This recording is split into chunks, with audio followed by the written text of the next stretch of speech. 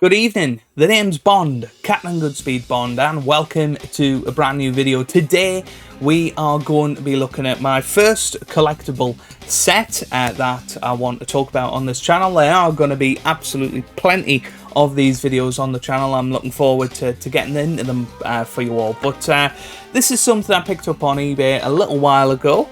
It was one I was very, very happy that I managed to pick up for the price that I did. I think it was around about 32 Great British pounds, and yeah, I mean, it's in fantastic condition, in particular the vehicle. So what we've got is this. It is the James Bond 007 License to Kill Matchbox gift set, and this was actually the only ever licensed Matchbox set that came out of James Bond, which is very, very interesting indeed.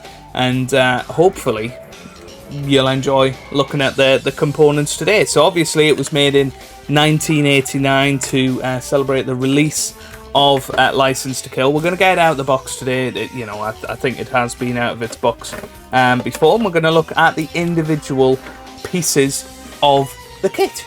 So of course the four vehicles that come in the gift set are generally from the final climactic action sequence with the tanker chase, and obviously you've got the plane and the sort of vehicles that go along with the tankers.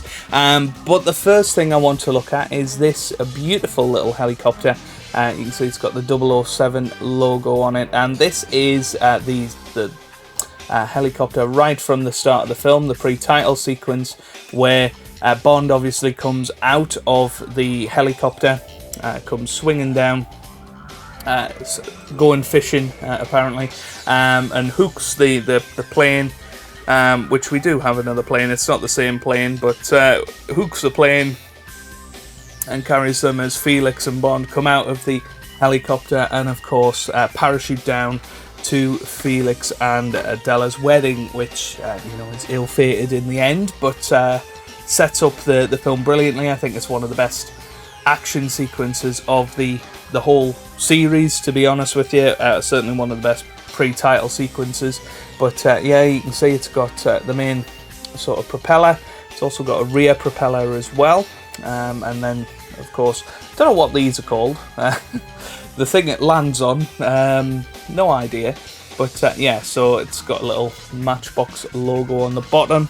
I'll see if it focuses. If not, I will put in a, see if you can read that. So it has got Matchbox on there, 1989.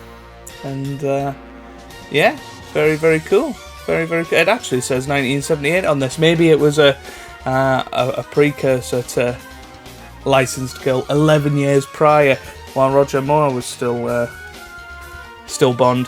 But yeah, that sort of leads us into the next piece, which is of course the plane, and this is Pam Bouvier in the plane towards the end, flying over. There's those shots where she flies over Bond on top of the tanker, and then Sanchez fires a stinger through the wing. But yeah, once again we got these little bits here. I mean, it could well be the plane from the water skiing sequence as well. I'll have to check out this XB Locks and see what part of the film that comes up in. But yeah, you've got 007 James Bond on the top there in the sort of classic font, and then obviously some writing on the bottom, and then you've got obviously a window, got a front propeller there as well. It could well be from the water skiing sequence, but yeah, lots of planes in License to Kill. Then the next bit, I really like this piece. It is very much a piece of its time, and you can see, I mean, if you've seen this in a little sort of crate at a car boot sale or whatever, you'd have no idea that this was actually a James Bond little vehicle. But what I love, it's that bit where they go through the big flames and sets the car on fire. So you can see that's the way that they displayed fire back in 1989, and hopefully it'll focus. There you go, you can see that there. on each side. And this one has yellowed slightly, which is usually what happens to the tanker, but it's got a spare tyre on there. Obviously, this is where two of the goons stay, and then you've got the drivers in there, but you don't actually have any figures on this one. But yeah, that's a really cool part of the set. But of course, the main feature of the set, the main Bond vehicle in this whole film, you would suggest, is the tanker itself. And what I really like about this, because I have got a Corgi one as well, you can probably see it just about in the background up there, is this hasn't yellowed at all, which, considering it is, you know, 33 years old now when I'm filming this. You can see it's still in very, very good condition. So this is the tanker part of it. Seems to have a bit of a wobble to it. I don't really know why.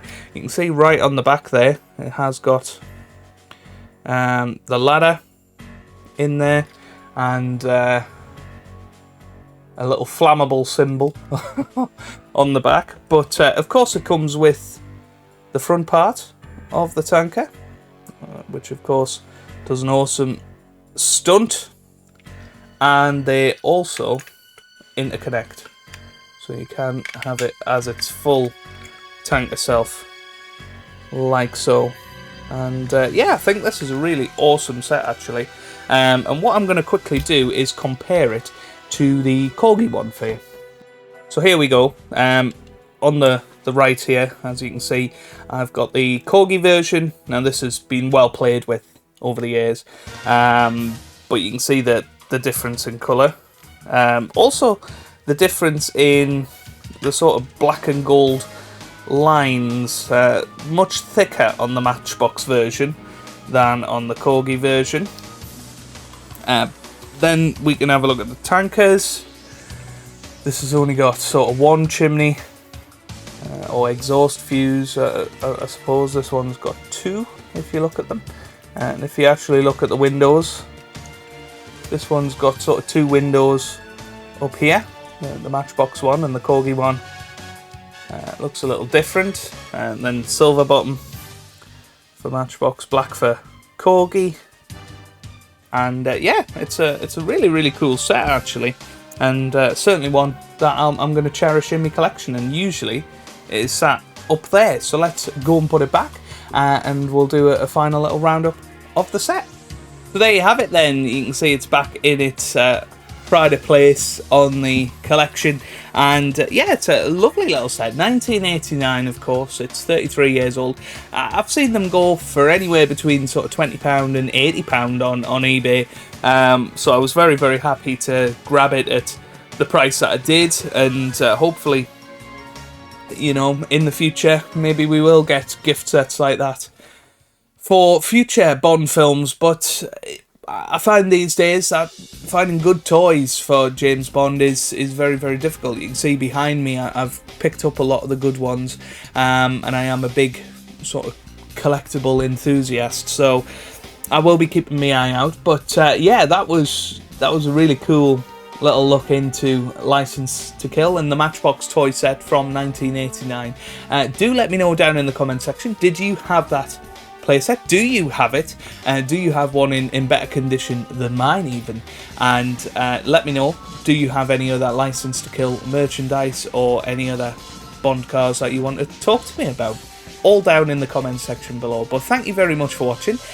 Subscribe for plenty more James Bond content. Leave a like if you have enjoyed, and I'll see you on the next one. Farewell, Mr. Bond.